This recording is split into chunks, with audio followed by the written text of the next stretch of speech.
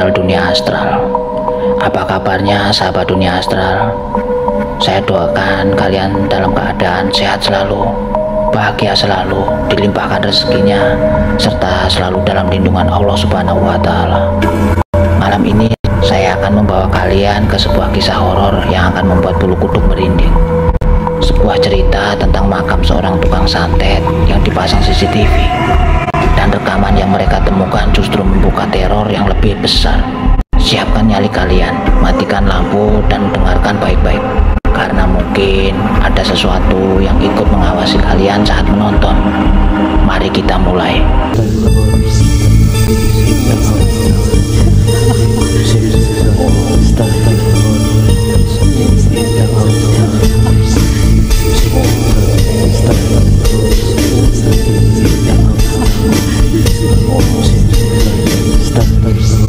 Di sebuah desa kecil yang jauh dari hiruk-pikuk kota, tinggal seorang pria tua bernama Pak Karta.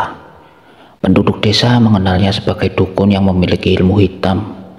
Ia hidup sendiri di dalam sebuah rumah reot di pinggir desa, dekat hutan bambu yang jarang dilalui orang. Selama bertahun-tahun, banyak kejadian yang aneh terjadi di desanya.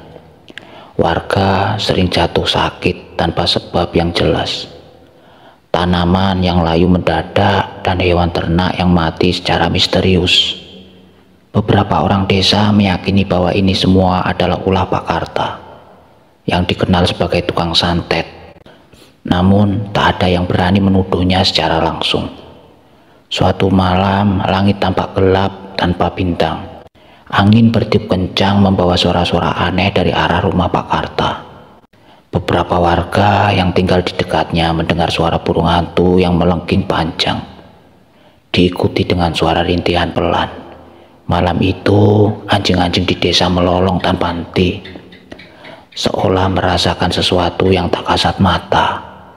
Keesokan paginya, seorang petani yang kebetulan lewat di depan rumah Pak Karta menemukan pintu rumahnya terbuka lebar. Rasa penasaran bercampur takut menyelimuti hatinya. Dengan langkah ragu, ia mencoba mengintip ke dalam. Begitu ia melihat ke dalam rumah, tubuhnya membeku. Pak Karta tergeletak di lantai tanah. Tubuhnya kaku dan wajahnya menunjukkan ekspresi ketakutan luar biasa. Matanya melotot, mulutnya menganga lebar, seolah melihat sesuatu yang sangat mengerikan sebelum ajal menjemputnya. Warga desa berdatangan, gempar dengan kematian mendadak sang dukun santet. Namun tak ada yang berani menyentuh jenazahnya, takut terkena kutukan. Setelah berunding, akhirnya kepala desa memanggil beberapa orang untuk mengurus pemakamannya. Mereka menggali kuburan di luar desa di sebuah lahan kosong yang sudah lama tidak digunakan.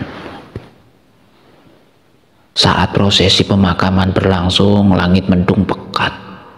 Begitu tubuh Pak Karta diturunkan ke dalam liang lahat, angin tiba-tiba berhenti, menciptakan keheningan yang mencekam. Beberapa warga mengaku mendengar suara bisikan halus yang datang entah dari mana. Setelah pemakaman selesai, warga merasa lega. Mereka berpikir bahwa teror Pak Karta telah berakhir. Namun, kelegaan itu tidak berlangsung lama. Beberapa hari setelahnya, penduduk yang tinggal dekat makam mulai mendengar suara-suara aneh saat malam tiba. Ada suara langkah kaki yang menyeret di atas tanah, suara bisikan samar yang terdengar di telinga, dan kadang-kadang suara tawa pelan yang membuat bulu kuduk merinding. Rasa takut mulai menyelimuti desa. Beberapa pemuda berinisiatif memasang kamera CCTV di sekitar makam untuk mencari tahu apa yang sebenarnya terjadi. Malam pertama pemasangan CCTV pun tiba. Tak ada yang menyangka bahwa rekaman yang akan mereka lihat keesokan harinya akan mengubah segalanya. Setelah desas-desus mengenai suara aneh dari makam Pak Karta semakin berkembang, Andi dan beberapa pemuda desa memberanikan diri memasang CCTV di sekitar makam Pak Karta. Mereka ingin membuktikan apakah suara-suara yang didengar warga hanya imajinasi atau memang ada sesuatu yang tak terlihat. Malam itu, mereka memasang 3 kamera di sudut strategis. Satu di pohon dekat makam, satu di pagar pemakaman, dan satu lagi di seberang jalan untuk menangkap seluruh area dari kejauhan. Malam terasa dingin dari biasanya. Langit gelap, pekat tanpa bulan. Tidak ada suara jangkrik atau burung malam seperti biasanya. Hanya keheningan yang terasa menekan. Setelah semuanya siap, mereka pulang dengan harapan bisa mendapatkan bukti keesokan harinya. Andi dan teman-temannya berkumpul di rumahnya untuk memeriksa rekaman CCTV. Mereka menatap layar dengan cermat, mempercepat rekaman hingga mendekati tengah malam. Awalnya tak ada yang aneh. Makam tampak sepi, hanya diterangi cahaya lampu jalan yang meredup. Namun tepat pukul 2 pagi, sesuatu yang tidak masuk akal terjadi. Dari rekaman kamera pertama, tampak bayangan hitam samar keluar dari dalam makam Pak Karta. Tidak berbentuk jelas, tetapi perlahan-lahan mulai memanjang dan bergerak, seperti seseorang yang melayang di atas tanah. Kamera kedua menangkap sesuatu yang lebih mengerikan. Sebuah sosok gelap, tinggi dengan mata merah menyala, muncul di belakang nisan Pak Karta. Sosok itu tidak bergerak, hanya berdiri diam menghadap ke arah kamera. "Kalian lihat ini," bisik Rudi, salah satu teman Andi dengan wajah pucat. Mereka lalu memeriksa kamera ketiga. Pada rekaman itu terlihat sesuatu yang lebih mengejutkan. Sosok bayangan itu bukan hanya berdiri, tetapi perlahan melangkah menuju arah kamera. Namun yang lebih mengerikan adalah saat sosok itu hampir mendekati lensa, tiba-tiba kamera mati seketika. Andi dan teman-temannya saling memandang. Dada mereka berdebar kencang. Ini bukan lagi sekedar cerita rakyat atau imajinasi warga desa. Mereka memutuskan untuk kembali ke makam pada malam berikutnya. Kali ini dengan lebih banyak penerangan dan persiapan. Namun tak ada yang tahu bahwa kehadiran mereka justru akan membangunkan sesuatu yang lebih mengerikan. Setelah melihat rekaman CCTV yang mengerikan, Andi dan teman-temannya mulai merasa ada sesuatu yang tidak beres. Namun mereka masih ragu apakah itu benar-benar arwah Pak Karta atau hanya gangguan teknis. Malam berikutnya mereka kembali ke makam. Kali ini membawa lebih banyak peralatan, lampu sorot, kamera tambahan, dan bahkan paku besi yang menurut kepercayaan bisa menangkal makhluk halus. Mereka berencana untuk berjaga semalaman dan melihat langsung apakah sesuatu yang benar-benar menghantui makam itu. Pukul 11 malam, makam tampak sepi. Hanya ada suara-suara angin yang berembus pelan. Cahaya lampu sorot membuat suasana sedikit lebih nyaman. Tetapi tetap saja ada perasaan tidak nyaman yang menyelimuti di hati mereka. Andi melihat sekeliling. "Mungkin ini cuma perasaan kita saja. Bisa jadi mereka kemarin cuma efek cahaya atau gangguan kamera," katanya, berusaha menenangkan diri. Namun beberapa menit kemudian angin bertiup lebih kencang. Lampu sorot yang mereka bawa mulai berkedip-kedip. Suasana yang tadinya terasa biasa mendadak berubah menjadi mencekam. Lalu terdengar suara langkah kaki yang menyeret di belakang mereka. Semua menoleh bersamaan, tetapi tidak ada siapapun.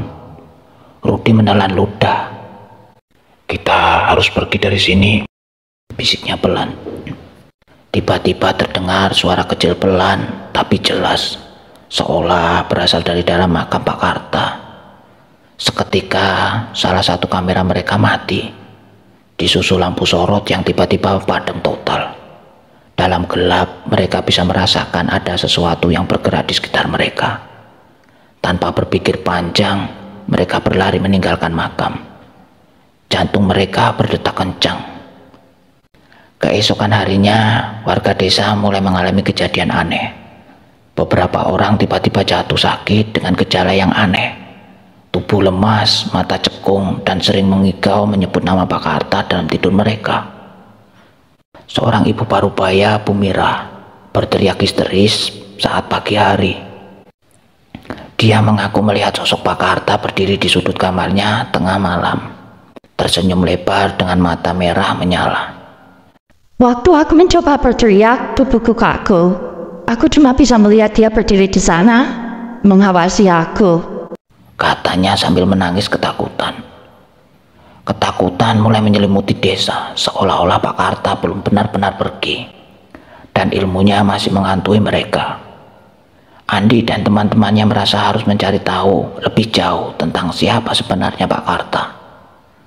Mereka pergi ke rumah kepala desa untuk bertanya tentang sejarah pria itu. Dari cerita yang mereka dengar, ternyata Pak Karta bukan sekedar dukun biasa. Ia adalah keturunan dari keluarga dukun santet yang telah meneror desa selama beberapa generasi. Ilmu hitam yang dimilikinya bukan hanya tentang santet, tetapi juga penguasaan arwah penasaran. Itu sebabnya kita tidak bisa tenang meskipun dia sudah mati, kata kepala desa dengan wajah serius. Ada sesuatu yang masih terikat di sini, dan kalau kita tidak melakukan sesuatu, kita semua akan terkena akibatnya. Andi dan teman-temannya menelan ludah. Mereka sadar ini bukan lagi tentang CCTV atau pembuktian mitos. Ini tentang bertahan hidup dari sesuatu yang seharusnya tidak pernah diganggu. Mereka harus mencari cara untuk menghentikan teror ini sebelum semuanya terlambat. Setelah mendengar cerita dari kepala desa, Andi dan teman-temannya mulai menyadari bahwa teror yang terjadi bukan sekedar gangguan arwah biasa. Ada sesuatu jauh lebih gelap yang masih terikat pada makam Pak Karta. Kepanikan mulai melanda desa. Warga yang jatuh sakit semakin banyak, dan beberapa dari mereka mengaku bermimpi didatangi oleh Pak Karta. Dalam mimpi itu, Pak Karta berdiri di depan rumah mereka, tersenyum lebar sambil berbisik. Aku belum selesai. Kabar ini membuat Andi dan teman-temannya semakin yakin bahwa mereka harus bertindak. Mereka memutuskan untuk pergi ke desa tetangga untuk menemui seorang kiai tua yang dikenal memiliki ilmu kebatinan yang kuat.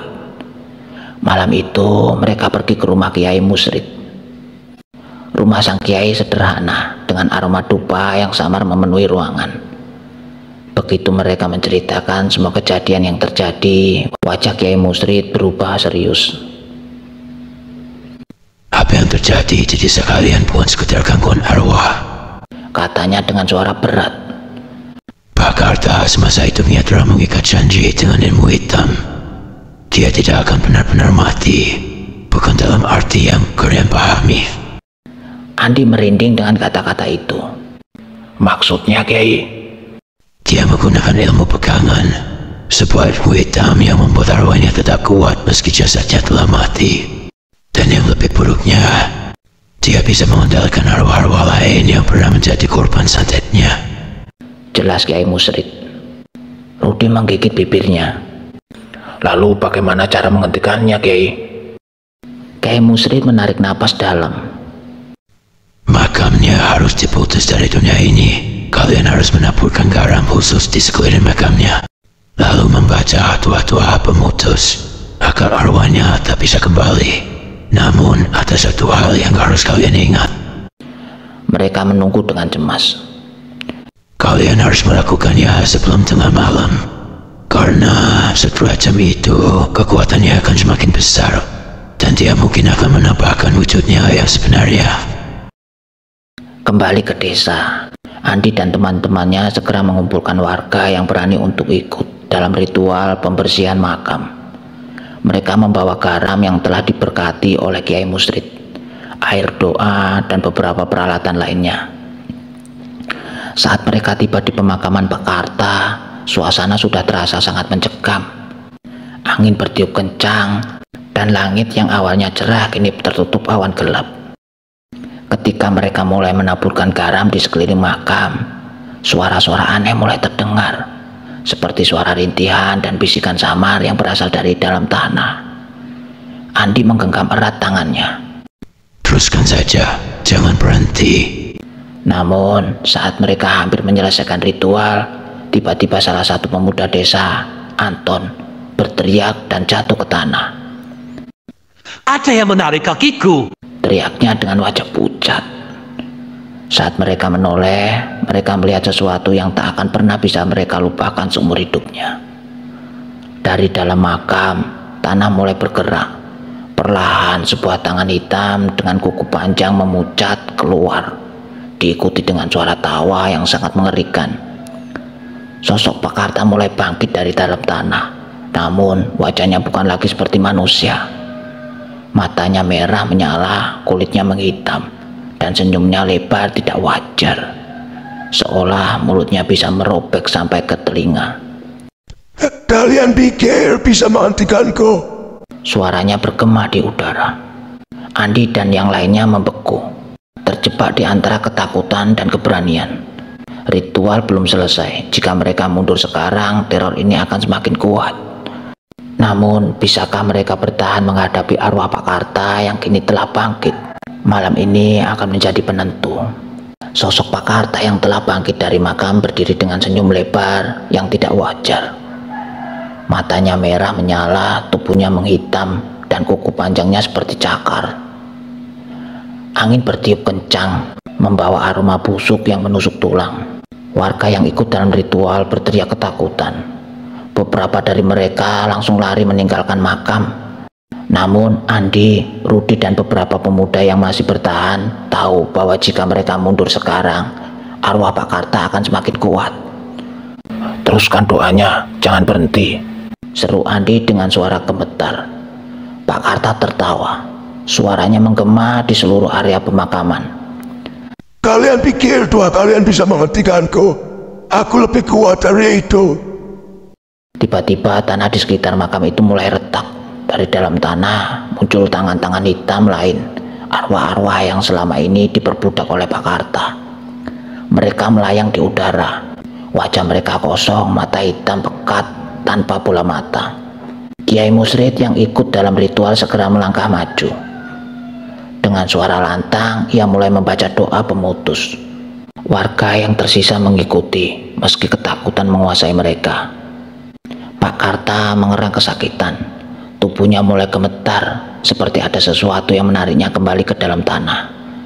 Tidak, aku tidak akan pergi. Ini belum selesai. Namun semakin banyak doa yang dibacakan, semakin lemah sosoknya. Garam yang ditaburkan di sekitar makam mulai bercahaya, membentuk lingkaran yang membuat Pak Karta tidak bisa bergerak bebas.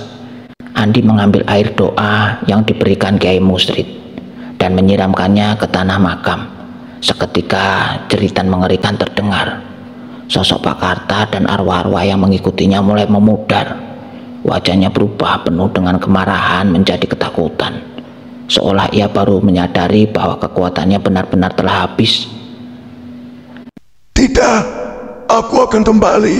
Aku akan. Sebelum ia menyelesaikan kata-katanya, tubuhnya tertarik kembali ke dalam tanah. Tanah makam yang tadinya retak perlahan menutup dengan sendirinya. Suara-suara aneh menghilang. Angin yang tadinya kencang mendadak berhenti. Semua orang terdiam. Desa akhirnya bisa bernapas lega. Tidak ada lagi suara bisikan. Tidak ada lagi bayangan hitam yang berkeliaran. Beberapa hari kemudian, keadaan desa perlahan kembali normal. Warga yang sebelumnya sakit mulai pulih, dan suasana mencekam selama ini menyelimuti desa mulai menghilang. Andi dan teman-temannya memeriksa rekaman CCTV untuk terakhir kalinya. Tidak ada lagi bayangan hitam, tidak ada lagi suara aneh. Semua terlihat seperti kuburan biasa. Namun satu hal yang terjadi. Ketika Andi akan mematikan CCTV, ia melihat sesuatu dari sudut layar. Di kejauhan, tepat di pinggir pemakaman, berdiri sosok pria tua berjubah hitam.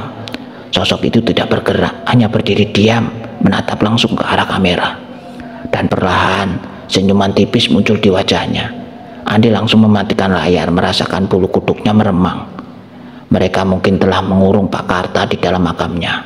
Tetapi, apakah ia benar-benar pergi? Ataukah ia masih mengintai dari balik kegelapan, menunggu waktu yang tepat untuk kembali? Terima kasih sudah menonton sampai akhir. Kalau kalian suka cerita ini, jangan lupa like, komen, dan subscribe biar nggak ketinggalan cerita horor lainnya. Dan ingat, di dunia ini tidak semua yang sudah terkubur benar-benar pergi. Sampai jumpa di cerita berikutnya. Saya Budi, pamit undur diri. Wassalamualaikum warahmatullahi wabarakatuh.